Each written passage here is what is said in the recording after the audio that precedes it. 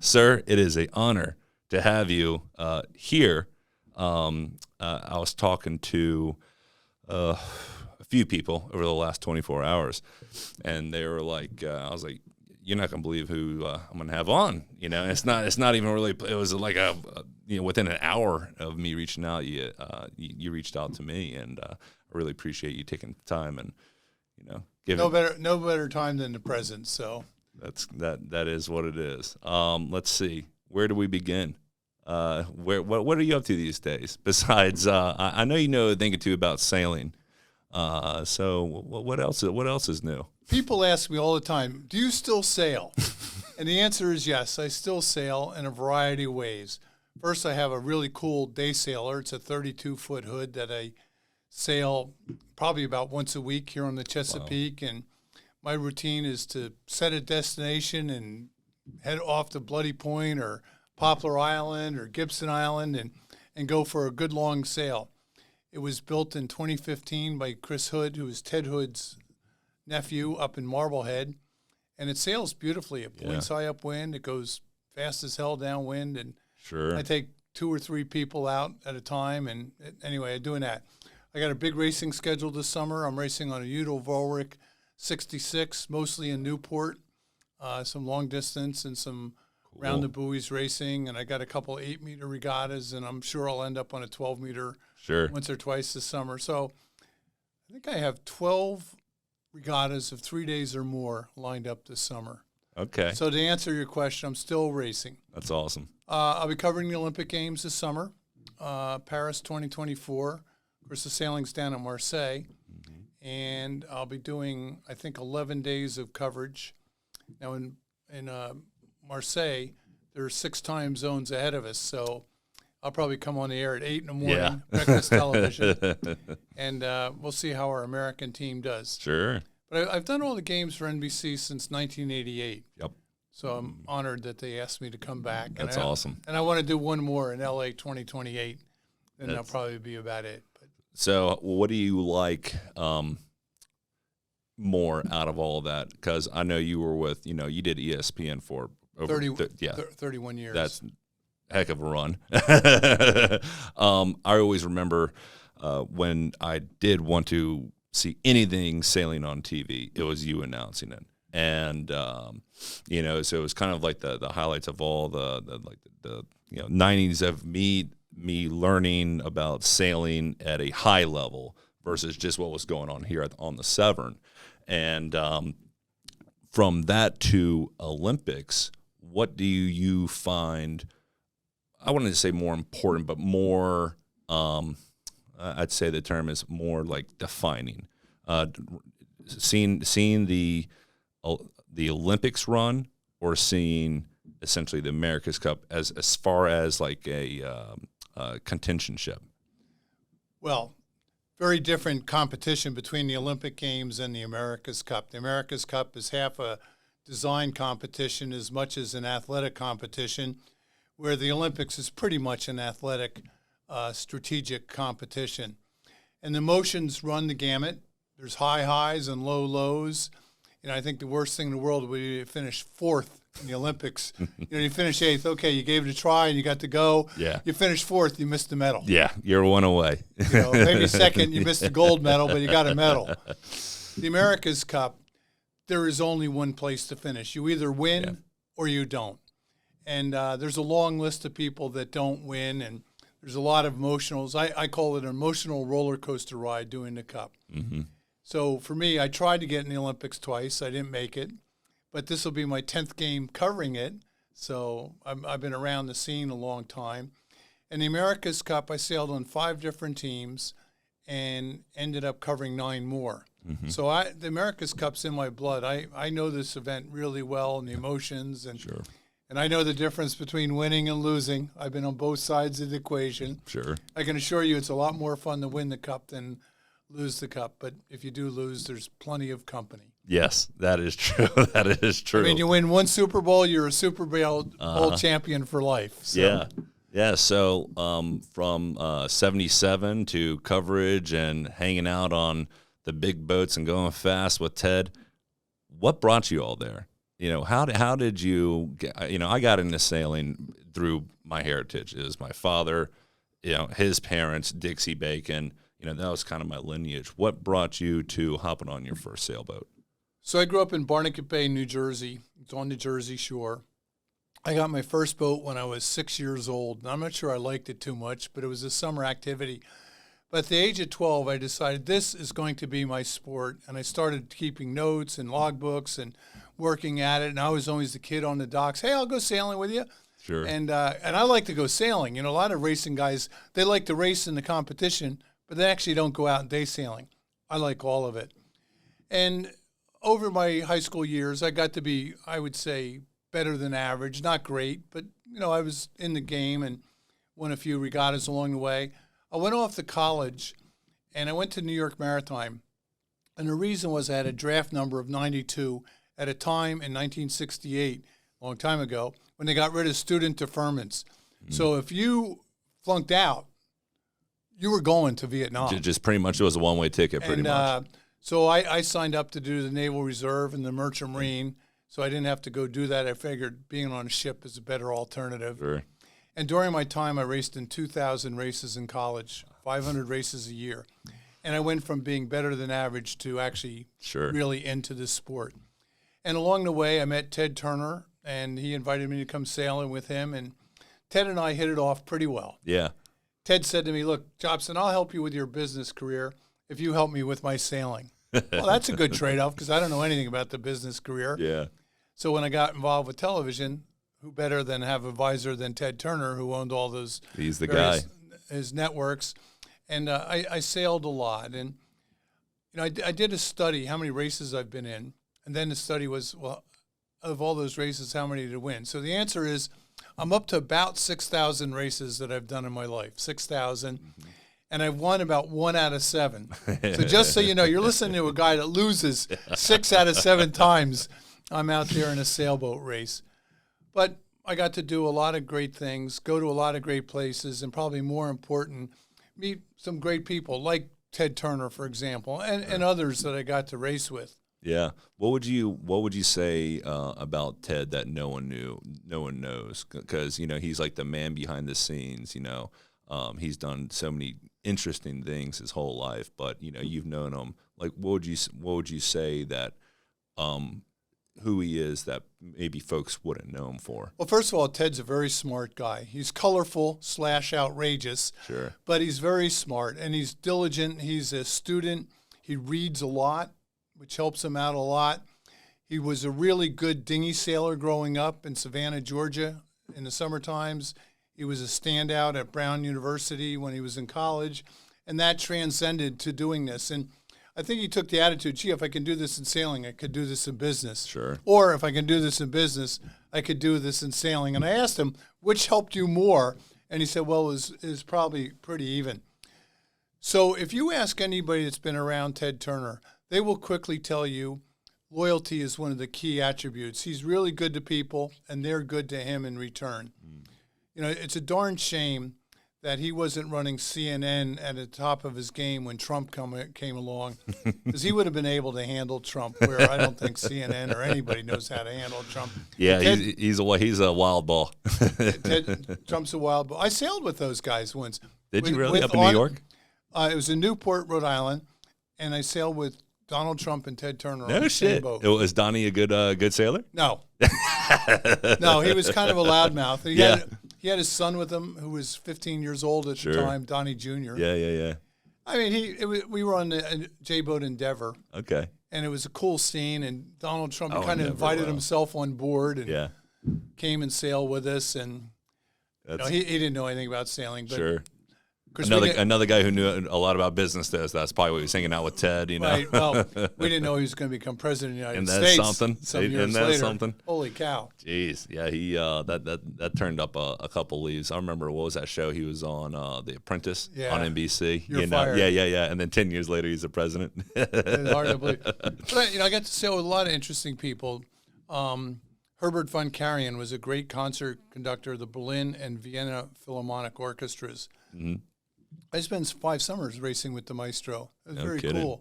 And Larry Ellison, I spent about 2 years racing with him on his Yeah. Maxi Boat Sayonara. Of course, he's the guy that created Oracle and Sure. now worth $100 billion or something. Right. And when you race with these people, of course, it's all about the sailing, but I learned from them. Yeah. Ted Kennedy, Senator Kennedy, was another guy that I got to be tactics for No and kidding. race with on Wow. the 12-meter Weatherly.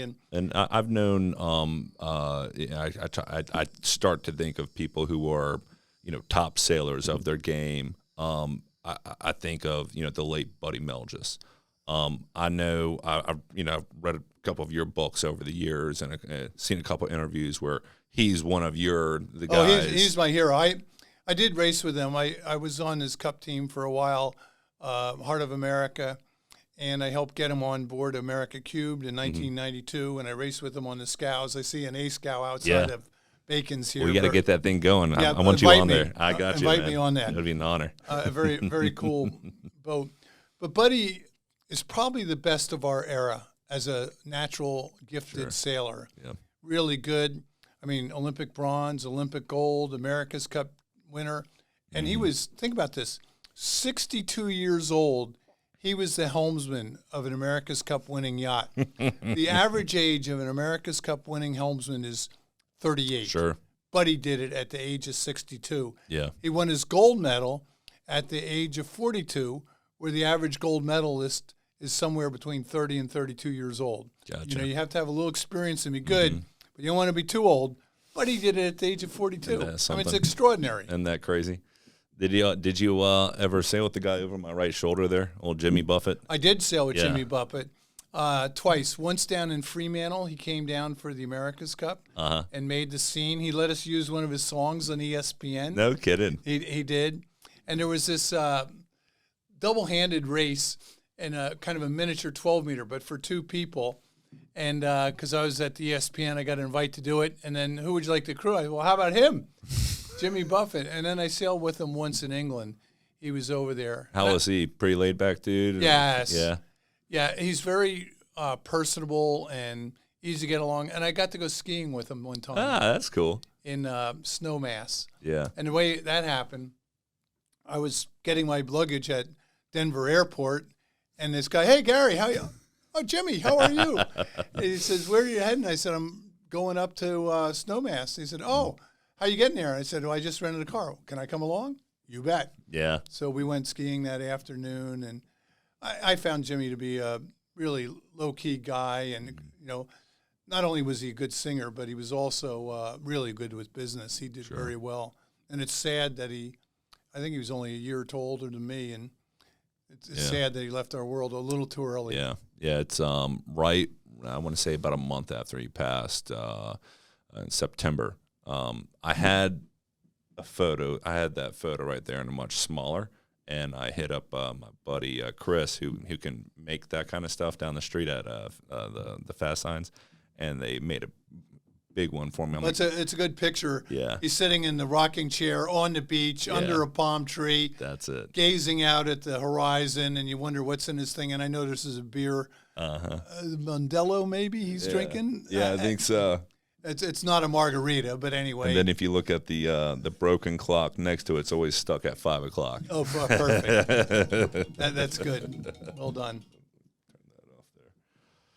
That's my wife calling. She heard us talking about Jimmy Buffett. Then she probably wants to put her in her 2 cents. Her ears were ringing. She's a big JB fan. Or actually, her brother has a legitimate room. I guess he's a true parrot head. He has a Jimmy Buffett room, and I remember when he passed. He didn't talk for about a week. That was a sad. But he left his legacy behind, and he loved boating and sailing, and he liked the whole lifestyle, and I think we're all better off. And I got to go to a couple of his concerts, and he's good. Yeah, in concert, man, he gets everybody up dancing. He was great all the way up. He would play here at Merriweather in Columbia, and he would do it every year. He would come in every summer. And, I missed his last one, and, I'm kicking myself in the foot on that one. He came to the Naval Academy one time. It's a good little story. And he says to the superintendent, I'd like to come do a concert here. And the soup at the time says, well, Jimmy, that would be great, but we can't afford to have you, Well, I didn't say I was going to charge. I'm going to just bring my band and we'll come. Oh, well, wow. in that case. Yeah. So Where he do you came want to set up? he performed for the midshipmen there. So that was very cool. So the other day, yesterday, it was kind of why I reached out to you. I saw a spin sheet posted a quick thumbnail, and it was a couple that I remember seeing in some books over the years. And it's let's see if I have this down right. It's a documentary called "Unfurling the World." So, "Unfurling the World: The Voyages of Irving and Electa Johnson." I'm showing at the Annapolis Film Festival at noon on Saturday at Maryland Hall. I can't wait to see it on the big screen. You know, I look at my computer screen or television set. It's on the big screen. And it's a fabulous story. So Irving and Electa Johnson did 7 voyages around the world between 1933 and 1959. Wow. And 2 different vessels, both of them named Yankee. Yep. Yeah, Schooner Yankee. And they had the good sense to take a cameraman with them on all 7 voyages. So the first 3 they shot in black and white, and the last 4 they did in color. And about 300 hours of this 8mm and 16mm movie footage with no sound on it was sitting at Mystic Seaport. And I got a phone call, would you be interested in producing a film on this? Absolutely. Yeah. I would. And I met both of them years earlier. So it took me about a year to sort through all this footage, get it digitized so you could edit with it, because this is old film. Sure. And then another year to put it together. And what helped me is Electa, his wife, who was a Smith College graduate. She'd written these logbooks every day of every trip. But it was very interesting script writing. She had this cursive, which is hard to. So it took me about a month to learn how to read her writing. Sure, yeah, wow. But that put the story together of all these adventures. And they did 18-month trips around the world. And the way they funded it is they took young people between the ages of 16 and 24, so high school and college kids, on these trips. And I went and interviewed the kids, or some of them, 8 of the kids that had done some of these voyages. And they all told how these were life-defining moments and how their life was a lot better. Most of them were non-sailors when they got on the boat, leaving Gloucester, Massachusetts, heading out and heading south through the canal and then around the world and back exactly on the day they would say. And some of the interviews were great. This one woman, she's 86 years old at the time. Her name was Julie. So, Julie, I asked, of all the places you visited, what was the best? She said, oh, Bali. Bali, okay. Why Bali? Well, she tells me, I fell in love with the lead dancer in the temple. Okay. In fact, she says, I got off the boat for a month to spend a month with the guy, and then when the boat came back to Bali, I got on the boat and continued on the voyage. She pauses. The camera's running, and I say, okay, Jobson, just be quiet here. She says, but 2 years later, the dancer showed up in Boston, and the romance was not as good in Boston as it had been in Bali. But you're not going to put this in a film, are you? Oh, yeah. Yes, ma'am. This is too good. Maybe just a little snippet in there. Yeah, so, but it just tells you how much it meant doing it. And Irving had a goal when he was young to sail on every kind of vessel. And he was on the Peking, big clipper ship going around Cape Horn. Yep. And he got up in the rigging. This is 1920s with his movie camera. Didn't tell the captain he's going on the rigging. Is blowing 90 knots. And he shot footage of it. It's this famous footage of rounding Cape Horn. And he and Electa wrote, I can't remember, his 5 or 7 books, which was very helpful. I think I remember reading, was it Westward Bound? That's one of them, yes. Yeah, I read that. Yankee was another. Yeah. And he was, after the 1930 America's Cup, he got aboard Shamrock and sailed across the ocean, delivering it back to Cowes. Nice. Which is a good story. And then he went over to France to deliver this boat back to the U.S., and there was this young girl on the boat, Electa, who was, I think, maybe 3 years younger than him. And they started their romance and got married, and they had 2 boys. And the 2 boys ended up doing trips around. I think they did 5 of the trips around the world with them. And I interviewed one of the sons, Robert, his name was. And He's now about 87 years old, but he's in the film and talks about what it was like growing up on the Yankee. Wow. Homeschooled. That's amazing. So anyway, the film is 77 minutes long, an hour and 17 minutes. And it really shows you a part of the world that we don't see anymore. Often when Yankees showed up at a port or an island, it was the first time an American vessel had ever been there. Right. And interestingly, anticipating that war might break out with the Japanese, he got asked to join the Navy. They made him a lieutenant commander on day one. Wow. Unusual. Yeah. And he was in Honolulu when the Japanese attacked Pearl Harbor. Whoa. And he helped the war effort in the Pacific Theater because he knew all these islands, where the channel is, which direction to come in. Sure. So battling the Japanese, the U.S. Navy had an insider that knew all these places. No kidding. And, of course, they didn't do any voyages during World War II. Sure. So anyway, that's what the film's all about. That's so cool how that footage was just sitting. And All these years, decades later. That stuff amazes me. It's like a treasure, it's like a treasure hunt, and then everything's right here. And all right, let's put it together. Let's make it editable. And I mean, they go to the Galapagos Islands, and there hadn't been there anybody for 50 years. yeah, People don't go. They do now, cruise ships. Yeah. But at the time, it was very unusual. I remember seeing a clip some time ago when Yankee went, I think it was Egypt, and they saw the Sphinx or something. They could well be on the Nile. That's right. They had a smaller vessel where the two of them did a lot of cruising, and they visited. I think it was the Sphinx and then the pyramid. And there's a video, the footage. They I guess the way that the river that they were on, it literally just went right to the rocks. It went from like deep, and then rock. And then they just unloaded right off on the rock, threw a couple anchors up in like the sand and rock, and just walked their way up to the lower the Sphinx. mast to go under bridges. Yeah, They were very resourceful. In between their 18-month trips, they would take 18 months and go around and do lectures. And they wrote for National Geographic. I was able to get a bunch of those articles. And they went and did lots of lectures. That's why they had the cameraman on the boat. So they used some of this. Gotcha. I did find one interview with Irving, and I had that with both of them, and I had some of those clips in the film. So it's kind of fun. You do hear from him. One time, the year is 1979, October of 79, I was asked to be part of a sailing seminar at Mystic Seaport. And there were three speakers. Me, I was 29 years old, Irving Johnson, who was 70, and Rod Stevens, Nice. who was 71. And I remember at the time thinking, oh, these kind of old guys. Now, I'm older than they are now. Doesn't seem so old, but looking back, how cool to be one of three people with Captain Irving Johnson and Rod Stevens. Well, that's and me. 79, so that's 2 years after you won. After Courageous, yes. Yeah.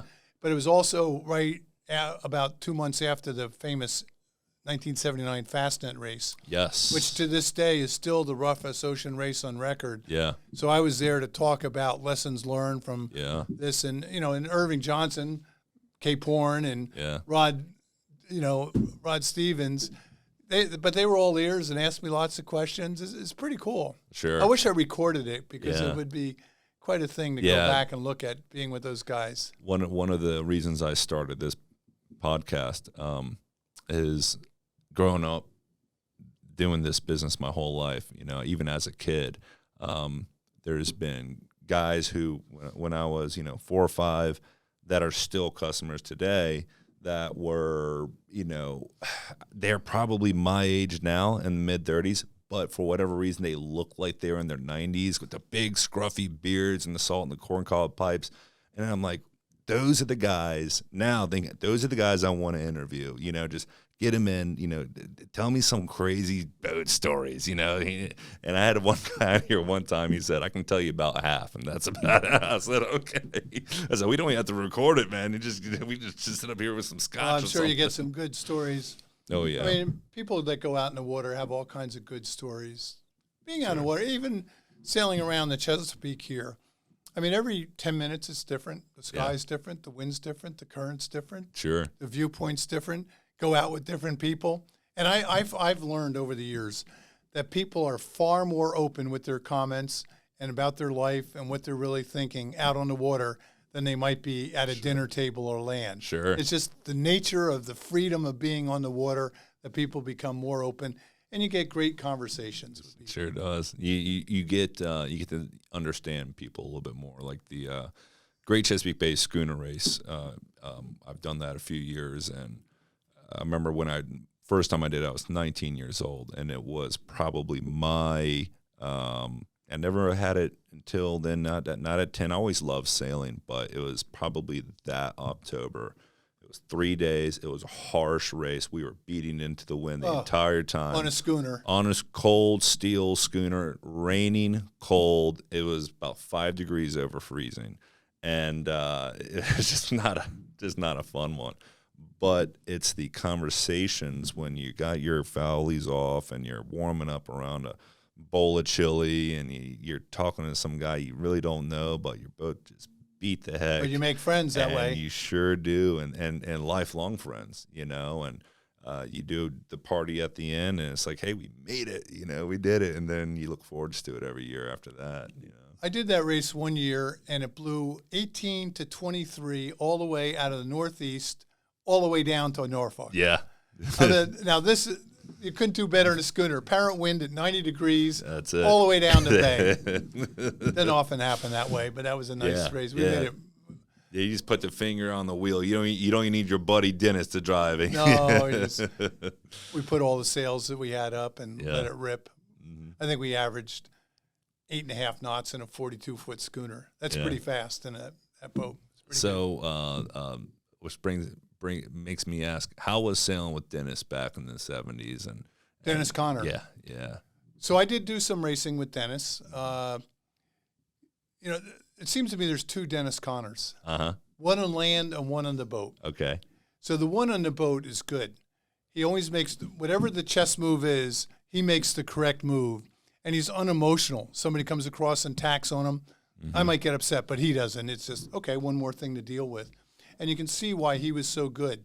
And he's also an unbelievably skilled helmsman.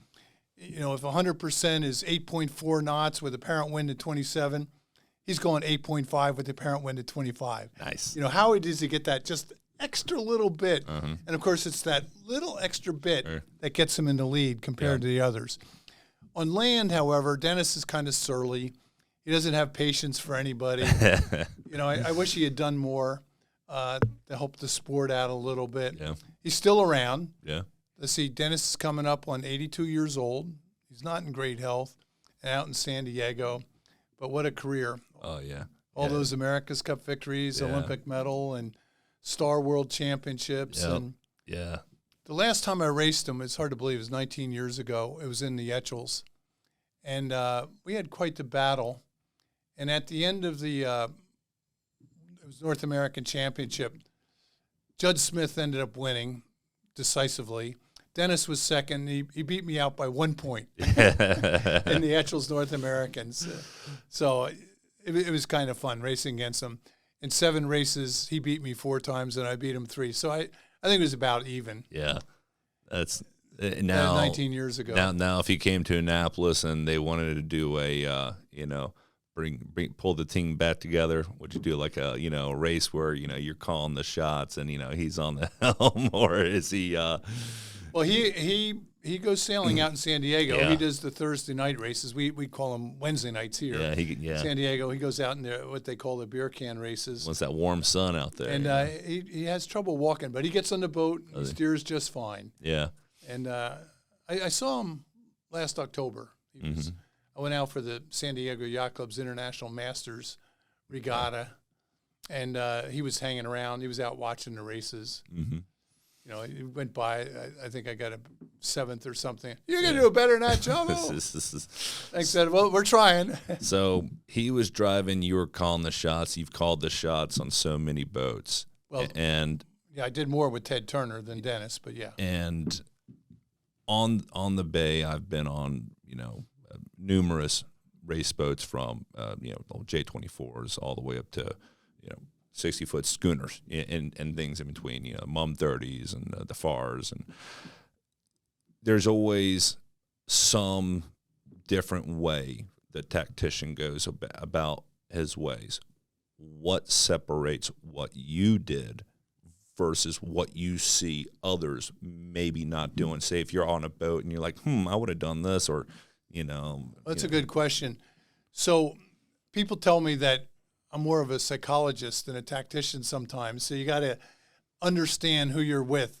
Sure. Sailing with Dennis Conner is different than sailing with Buddy Melges or different than sailing with Ted Turner. Sure. They all have different styles, and you learn quickly what they want to hear about. Conner wants options. He'll make the decision. Just get what are the 3 options we can do right now. Ted, on the other hand, just tell me what to do, and I'm going to attack then, which is pretty good. And Buddy's kind of a mixture. You're never sure what he's going to do. So first, you're a psychologist. Secondly, the thing that helped me out the most is I'm a dinghy sailor. I grew up sailing penguins and Sure. collegiate sailing and Flying Dutchman and fins and snipes and small boats. So I have that kind of small boat mentality out there in the water. Very interesting thing happened to me. I was sailing with Ted Hood on a 12-meter.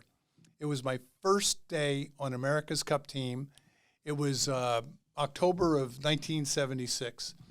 And all day long, all we're doing is speed testing and looking at sails. I mean, I know you appreciate sails here at Bacon's. Sure. And it was a long day.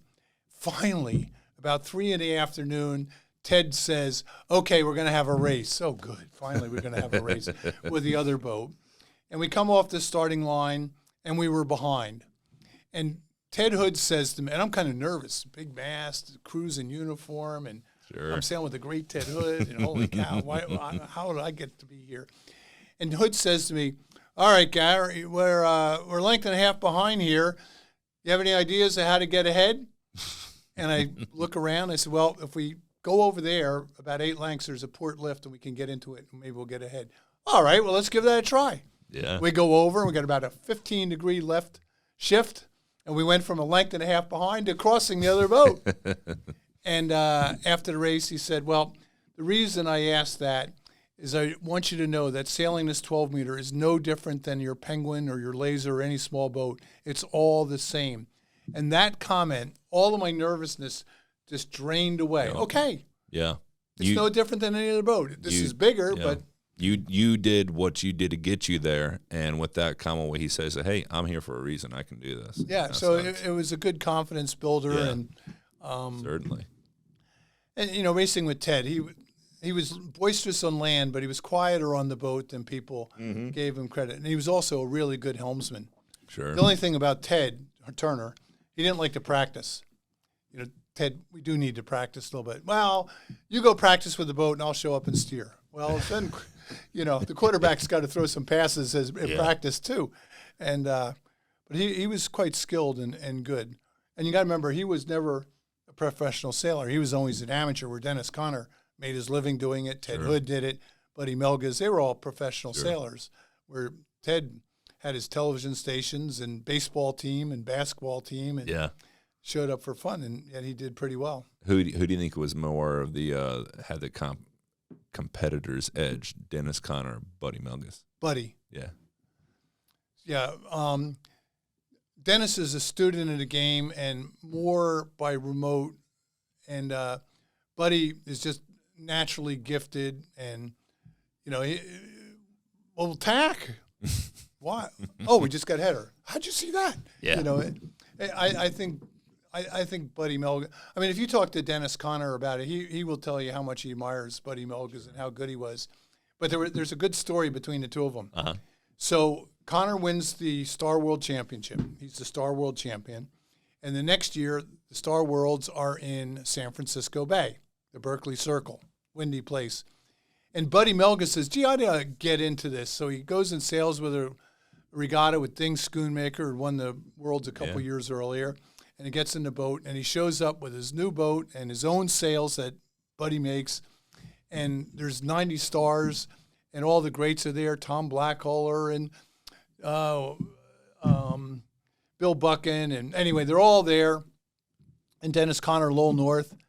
And Dennis says to Buddy, and he's standing there with Buddy's wife, Gloria, well, Buddy, I wish you well here. It's too bad you have to sail with your own sails, but we'll do well. At the first windward mark of the first race, Buddy was about 20 boat lengths ahead and gained downwind. And I think Buddy won 5 out of 7 races. He did get a third, proving he is human one race, right. and didn't even have to sail the last race. And Dennis Conner got second. And I think Dennis was, what the hell happened here? So I guess Buddy Melga's sails were pretty good, and he sailed well. That's great. Yeah, he's the common collection from just racers around town and folks that had the privilege of knowing them and racing with them. My dad's told me stories, because my dad used to be really into racing. Wednesdays, Key West, all the big ones, all the race weeks he would do, probably until I'd say 2010. Then he kind of just made it on beer can nights, and then his favorite right now is the Cal 25 fleet on the frostbites, and so he just wrapped that up and unfortunately, the leader of the Cal 25. Did you know Charlie Hooser? He had Chicken Little. Yeah. He just passed away. Oh, did he? Yeah, a few days ago. I think we're actually might be doing something here. This Saturday we were supposed to do the trophy presentation for the Cal 25, and Charlie was in hospice, and we were trying to get him in, get him his trophy, and unfortunately, we just didn't get it done in time, but. We'll be definitely raising a couple up for him, But it's one of those things. It's like, he was the spearhead of the group, and you got about. Well, they have a good time out there on Sundays. Do. Yeah. I occasionally get in a Harbor 20 on Sundays. Now you have that 32. That is, and I've seen it. It's a really cool boat. Yeah, it's a Hood 32. It's a very classic lines, but it's got a modern underbody. It's got an electric motor. And an asymmetrical spinnaker. Boat's fast. Yeah. I mean, upwind we go 5.8 knots, and it tacks through about 85. So it's pretty good for a 32-foot boat. Yeah. Reaching, it does okay. It's not great because it's got a short water line, but downwind with a sail, it really is fast. Yeah. I've gone 10.5 knots on that thing. Oh, wow. Yeah, that's great on that. 2,800 pounds, 1,200-pound keel. It's 20 feet, 10 inches on the water line, but 32.5 feet overall.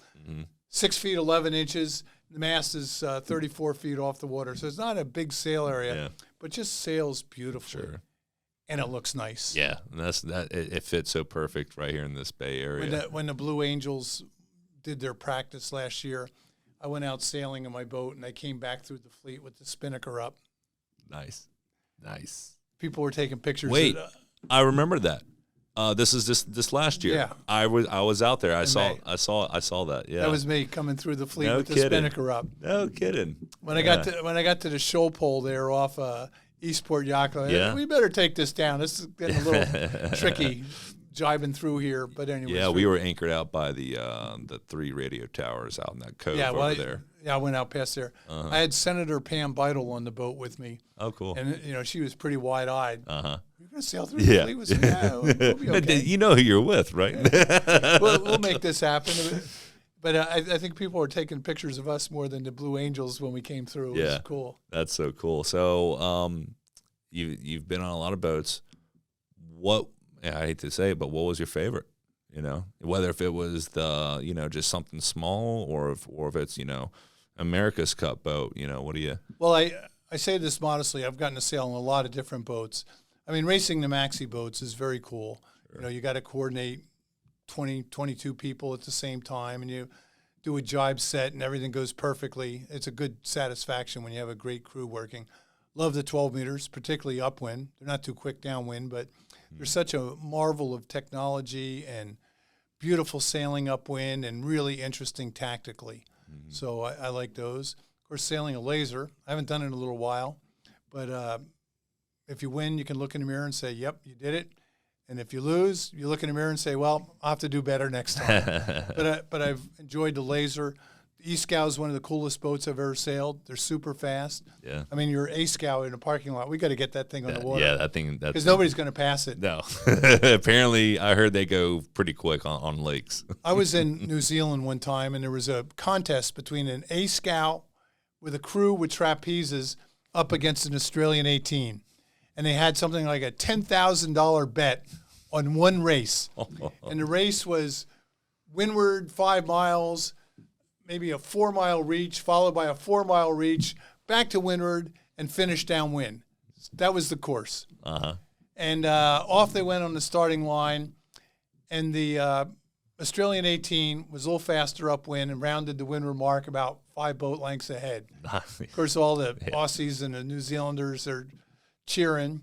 Then the E-Scout gets around and gets their asymmetrical spinnaker up with 5 guys out in a trapeze, puts the bow down. They went through to leeward. They went through to leeward of that Australian 18 so fast they didn't know what had hit them, and they were about a half a leg ahead by the time they got down to the leeward mark and won the 10,000. It was like, yeah, that away. That'll pay for the celebration booze, you know. There's a great story about the scows. So in the it was called the International Cup for Small Yachts, which we now call the Sewanaka Corinthian Cup. This guy shows up from the Midwest with a experimental 54-foot boat, which was a scow. And Nathaniel Green Harrishoff, the great America's Cup designer, was there with one of his keel boats, and the scow clobbered him. Yeah. And Harrishoff was mad at the New York Yacht Club because they didn't select his boat for the 1901 Cup. And then they came back and said, Thomas Lipton's challenged us again in 1903. Won't you please reconsider? And Nathaniel Green Harrishoff says, okay, here's the deal. I'll come back with one proviso. Let me build the boat that I want to build. And he built a scow hull with a skeg deep keel named Reliance, the biggest boat to ever sail in the Cup. And that all came out of the scow. So they always talk about the America's Cup trickling down, but in this case, the ideas trickled up. And that's how they came up with that hull for Reliance. No kidding. Out of the scows from the Sewanaka Corinthian Cup in 1902. Wow, that's so cool. I've never heard about that.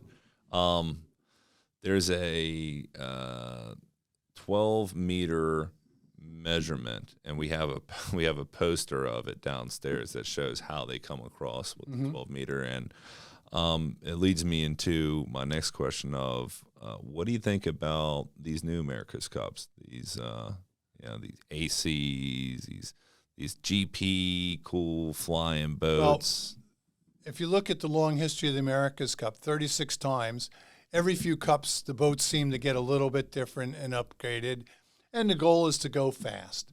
And so I think the 12 meters had a great run following the Jays. Nobody could afford Jays after World War II. So between 1958 and 1987, the 12 meters did well. Then they went to what was called the International America's Cup class, and 100 of those boats were built, and they had a great run themselves from 1992 through 2007. Very cool.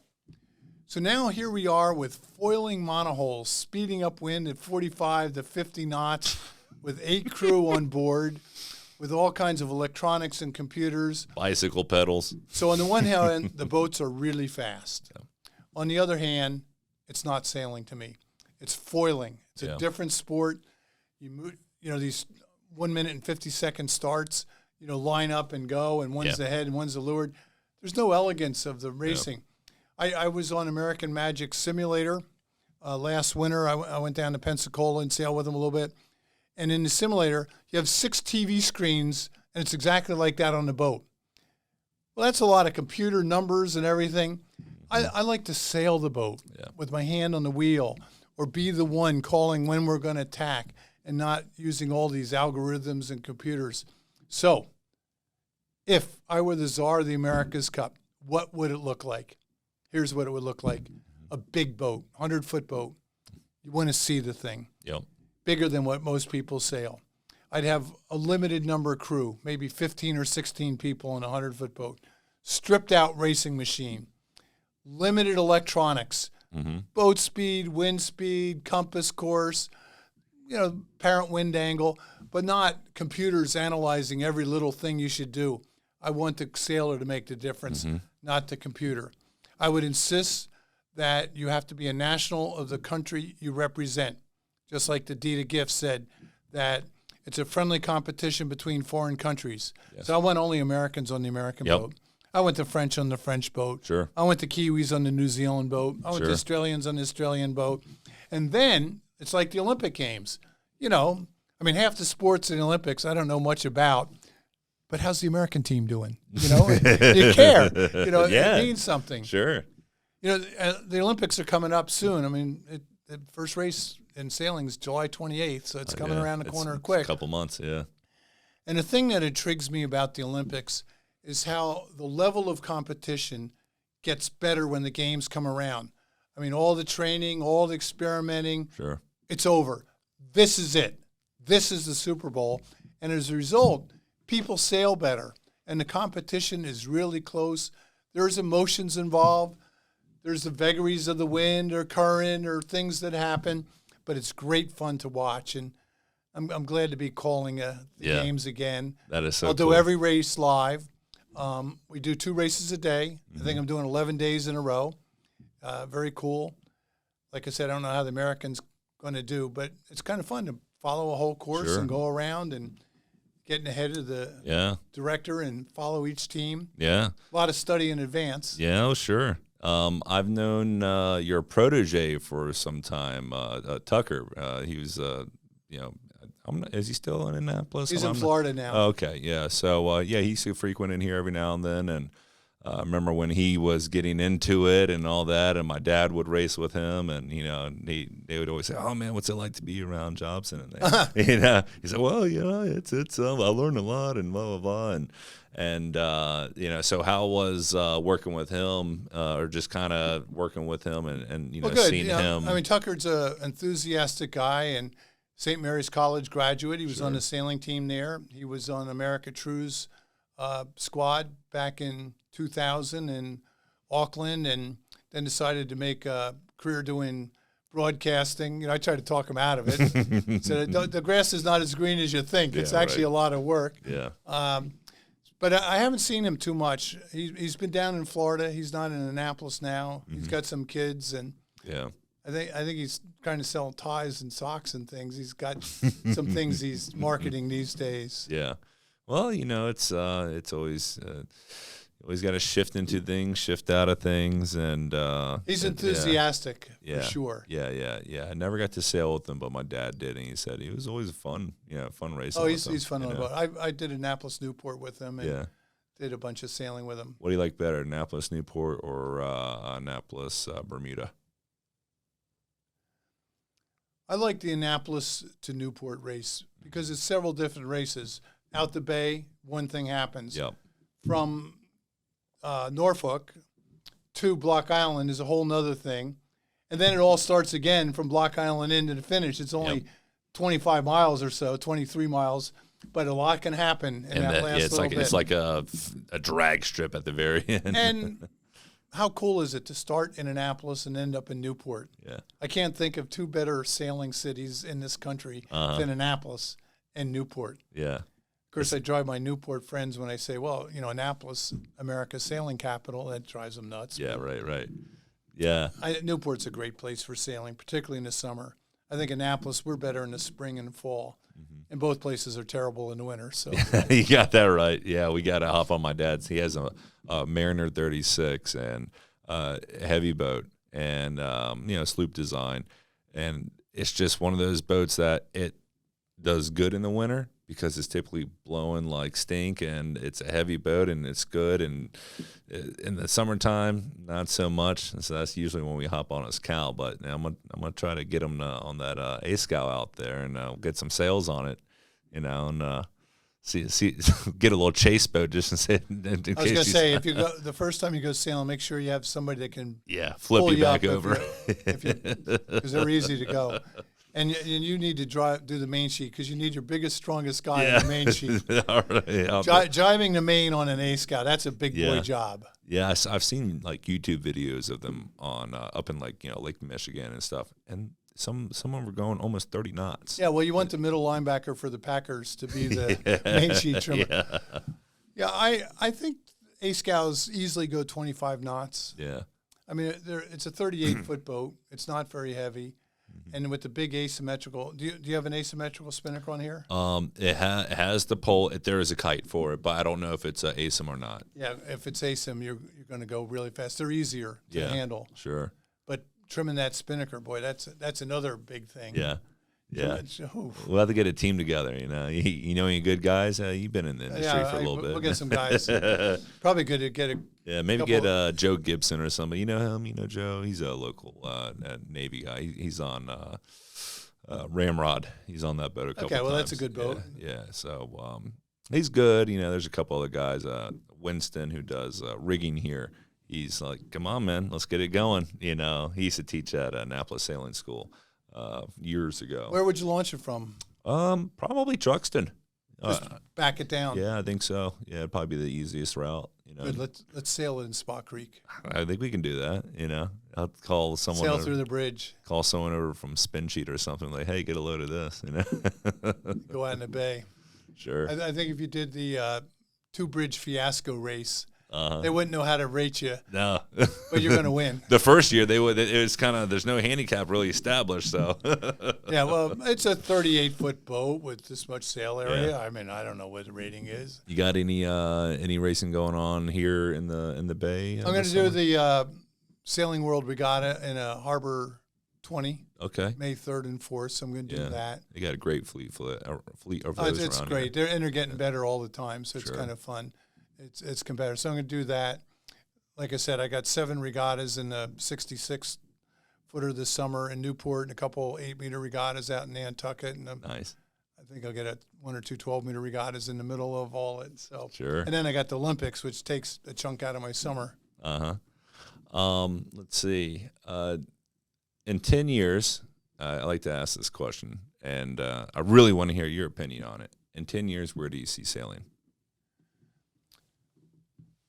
Well, I hope we get rid of all the electronics on boats and try to make the sailor make the difference. I think sailing will be more fun. Sure. Maybe less professional sailing, more emphasis on amateur sailing, because I think pros, while it helps you sail better on a boat, but they drive owners away. You know, people get tired. So I would say less professional sailors, more sailing by the seat of your pants and instinct, less computers.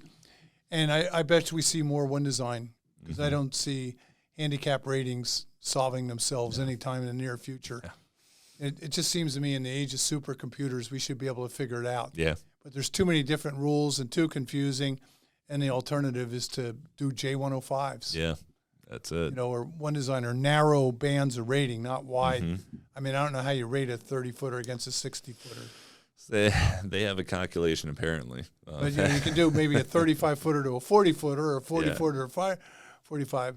So that's what I like to see.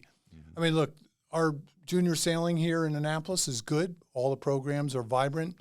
We got a lot of good high school kids coming, and we got to make sure these kids stay with the sport of sailing. And so 10 years, you know, these 18-year-olds will be 28, and we want them to have their own boats, which is another problem with professional sailing. They never own their boats. Yep. You know, at least Buddy Melgas and Lowell North and Dennis Connor and Buddy, they all had their own boats that they owned. Yeah. So, but I don't see pros owning their own boats. They're always out for hire. Yeah, that's seems to be the common route these days. You know. What about? Have you ever chatted with Jimmy Spithill, the driver? Yeah, I've sailed with him, and I've done interviews several times with Jimmy. You know, he's sailing for the Italians this time. He's getting older. Yeah. I think he's 43 or 44 now. Yeah, he's about my age when they won it back in 2012. We were all sitting down here watching the big screen. 2013, 2013, yeah. And we're hanging out around, and the whole shop just stopped shopping, and right when, because they were making that comeback, and it's unbelievable. We were sitting there. We're just sitting there like, oh, here's the race. Are they really going to come back? And they crossed that line, and there's about 20 people in the shop, and there's not one person that just isn't just, you know, it's America, you know, it's that what you talk about. It's American sailing. I got to do an interview with Jimmy at the Annapolis Waterfront Hotel 2 weeks after that Cup. Or 3 weeks, right after, for the boat show. And there were 400 people in the room. And he was enthusiastic, to say the least. Sure. And now he's sailing with the Italians. Yeah. But, you know, the point earlier, here's an Australian kid that sailed for the U.S., sailing for the Italians. You know, why isn't he sailing for Australia? Yeah. We got to get some good drivers in the U.S. here. So Buddy Melga's grandson, Harry the Fourth, is part of American Magic, and he's one of the helmsmen, and he's kind of another study. So maybe we'll see him in the future. Okay. Before we wrap things up here, why do people need to come see this film? Thank you very much. Unfurling the World is unique because it talks about how a young couple, Irving was 28, Electra was 25, on their first voyage around the world, took these kids and what impact it had. So you're going to see parts of the world that are kind of raw before they got developed. Sure. They didn't have airports in these places. So a chance to see the world before it got developed, to see the impact sailing has in young people, and hopefully the film is well produced. I'll let people decide. But it was a great project to do, and I hope people show up on Saturday at noon at Maryland Hall, Unfurling the World, The Voyages of Irving and Electra Johnson. That's awesome. And how can they get, if they want to follow you, do they just go to jobsonsailing.com? Yeah, I have a website, and I put stuff on there. You go to AnnapolisFilmFestival.com, and it's easy to get tickets. I think they're cheap. Yeah. And, Maryland Hall, like I said, I haven't seen it on the big screen. That's what you're waiting for. Get your I popcorn ready. want to see it on the big screen and sit there, and I'm going to watch it just like everybody else. It's very cool. That's awesome. It's all original music. Every sound we had to create. The interview with the kids is there's enthusiasm, is infectious, and comes And by through. Kids, you mean the grown adults now. Well, like I said, they're in their 70s and 80s, but they were kids on the voyage, Sure. and you can see them. It's a lot of fun. That's great. Well, we're looking forward to it. And again, thank you so much for stopping by. Gary Jobson, you are the man. Thank Steve, you. thank you. A legend in the U.S. sailing. And that's it, folks. We're out of here. Thank you.